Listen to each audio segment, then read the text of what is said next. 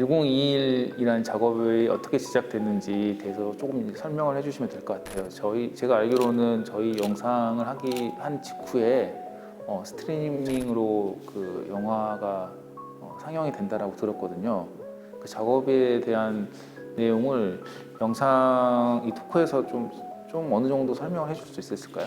네, 저희 102라는 작업은 이제 10월 21일이라는 키워드 검색을 통해서 웹상에 떠도는 텍스트들을 이용해서 우선 이야기를 만들고, 그다음에 이제 다른 이미지 소스, 뭐 영상, 소리, 뭐 여타 소스들을 합쳐서 만든 작업이에요. 그래서 저는 예전부터 어떤 세상에 떠도는 텍스트에 대해서 되게 관심이 많았었고, 명언이나 동화를 이용해서 작업을 많이 했었는데, 처음엔 이제 특히 동화에 대한 작업을 꽤 오래 했었어요. 그런데 처음에는 어떤 해피엔딩 서사에 대해서 비판적인 시각을 가지고 처음 동화를 접하고 다루다가 동화가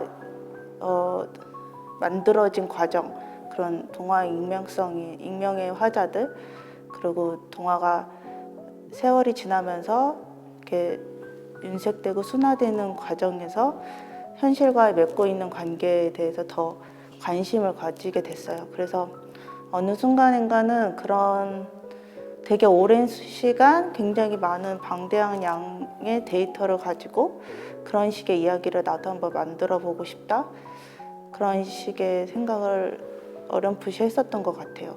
기존에도 영화 작업을 많이 하셨잖아요. 그 영화 작업과 이번에 1021이라는 작업과의 연관성 혹은 차별성 이런 게 어떤 게 있을까요? 이 최근 작업이 어떤 저작권이 자유로운 소스들로만 이제 데이터들을 아카이브해서 이제 파운드 푸티지로 이렇게 작업을 만든 거였어요. 그런데 킴이라는 작업이 있었는데, 그때는 이제 세 가지의 퍼블릭 도메인 텍스트를 이렇게 편집해서 만든 이야기였는데, 이번에는 이제 더 훨씬 많은 양의 데이터를 가지고 더 만들게 되었어요. 저작권이 풀려 있는 퍼블릭 도메인이라든지 출처가 정확하게 판단이 되지 않는 그런 자료들을 가지고 작업을 계속 해오고 있으시잖아요. 그것도 어떤 의도가 있으셨던 건가요? 저작권이 있고 없고는 사실 뭐 유료냐 무료냐 이 개념이잖아요.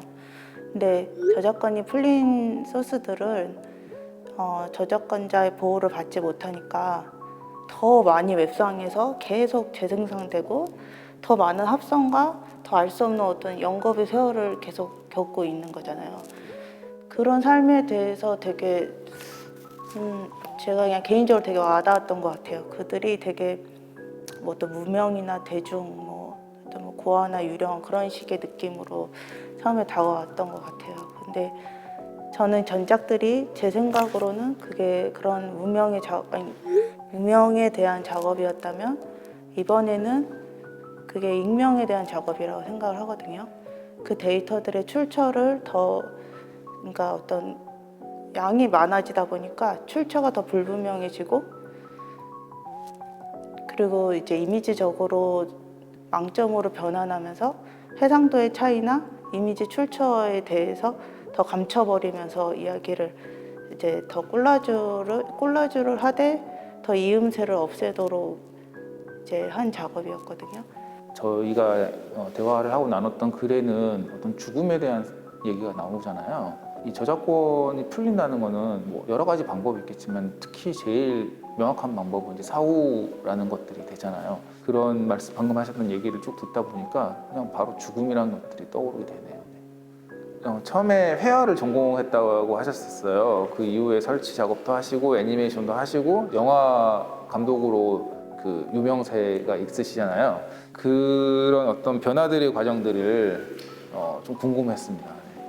제가 이제 회화를 전공했을 때도 뭐 어떤 전통적인 유화를 그린다거나 이런 식의 회화를 한 적은 없고, 어떤 되게 파편적이고 분절적인 느낌의 시퀀스 드로잉을 되게 많이 했어요. 그리고 아니면은 뭐 천을 염색하거나 뭐 실크 스크린에서 어떤 장면이나 사건을 묘사하는 듯한 연출을 하거나, 이제 그런 식의 작업을 많이 해서 주위에서 이제 서사가 느껴진다라는 피드백을 되게 많이 받았어요. 그래서 그러면 한번 좀 극을 한번 정확한 내러티브가 있는 어떤 극을 한번 해보는 건 어떨까? 그런 생각을 갖게 되어서 한국영화 아카데미 애니메이션과에 들어가면서 네, 이렇게 실험 애니메이션을 계속 하게 되었습니다. 그 방금 말씀하셨던 작업에서의 서사는 상당히 눈에 띄는데 그냥 일반적인 영화에서의 서사, 뭐 줄거리라고 뭐 할 수 있겠죠. 그거하고는 조금 차이가 있는 게 느껴지더라고요. 그래서 아마 이 서사에 대한 정의가 좀 다를 것 같은데 오히려 그냥 이야기, 단순한 이야기 이상의 것들이 담겨져 있을 것 같아요.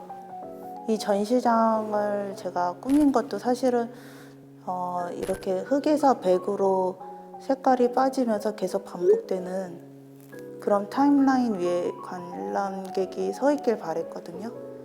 그래서 이 동선을 지나치면서 하나의 시간을 겪고 그 만나게 되는 어떤 뭐 평면 작업이나 영상들을 접하면서 돌아가는 그런 구조로 했는데, 그러니까 제가 생각할 때 서사는 어떤 개연성이 비록 적더라도 앞 시간과 뒷 시간의 관계에 대한 거라고 생각해요. 어떤 아이디어에서 저런 그라데이션이 나왔고 영상을 틀기에 제일 적합한 거는 블랙박스라고 솔직히 생각은 하거든요. 마치 당신의 관람행위를 내가 훔쳐보고 있는 것 같구나라고 해서 이건 너무 좋은 코멘트신 것 같아요.